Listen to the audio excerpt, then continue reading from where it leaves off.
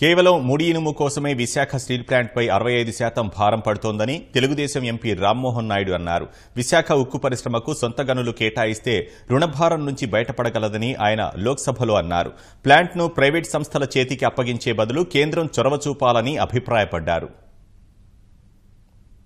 Visakhapatnam steel plant. The iron ore that's being bought there is for 7,000 rupees per ton on iron ore, sir. Whereas the other plants which have captive mines is spending up to 1,500 crores.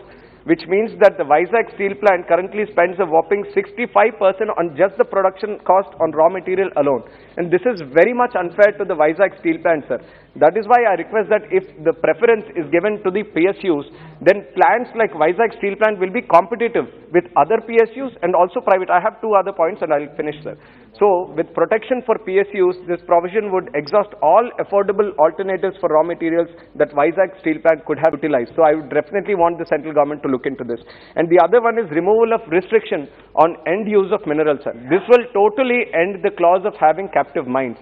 And the reason I again mentioned Vizag steel plant is that in 2007 itself, the parliamentary committee has recommended that the VSP should have their own captive mines just like the other PSUs.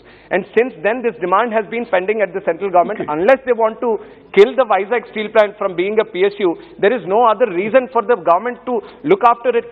I see that all these clauses, sir, they are advancing a hand to the private players saying that we are there for you. If there is any problem, then we are extending a hand.